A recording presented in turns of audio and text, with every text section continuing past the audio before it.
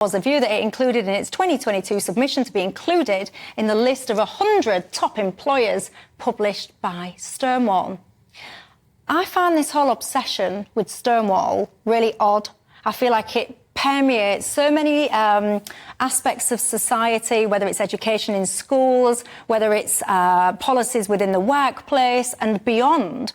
What is this obsession with Stonewall about?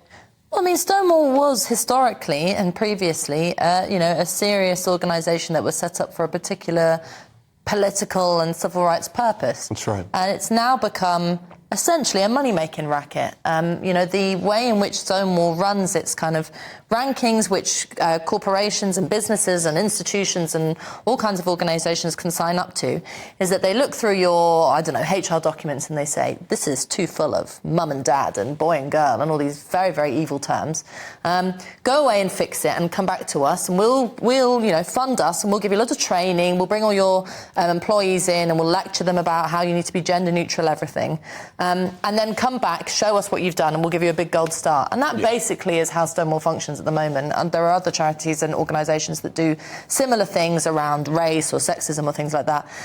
So it is not just utterly pointless, it's also promoting the idea that a particularly pernicious political view that, you should call women and mothers birthing people, that you should conflate the idea that... Red rag to a bull. Yeah, that you should, even toy around with the idea that sex isn't real or that it doesn't matter to society, that is simply being taken by the Bank of England, supposedly serious organisation, as just akin to being nice, being fluffy, being pink-washed.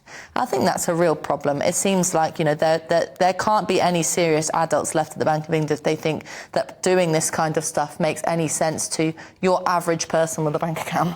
I think Ella's prognosis of the grift involved, of the money-making scheme, that's spot on. The pinkwash thing is interesting because, of course, to the point you were making, which is accurate, about there once having been a real mission at the heart of Stonewall, for lesbian people, for gays and bisexuals, it was an organisation that helped a breakthrough to equality with which the overwhelming majority of people in this country, I think, subscribe now. If they didn't in the past, they do now. But it's mission creep from an organisation that still needs to have something to be outraged about and still has to have something cutting edge to complain about. That means you then go out and find the more ultra examples of, in this case, gender ideology, which means you wind up declaring people of any declared gender can be pregnant, which is obviously not true. I mean, I'm a man, I define as a man, and I can't become pregnant. Well, there we are.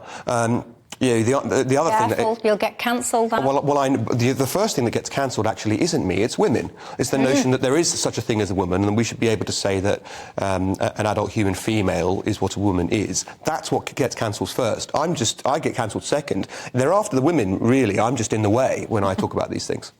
This Workplace Equality Index, by the way, it's got 9 different categories. It goes through a variety of different things. One of them is you've got to show, monitoring, diversity monitoring. So respondents are asked how sexual orientation, gender and trans identity data is analysed to understand the company's recruitment and pay grade and staff satisfaction.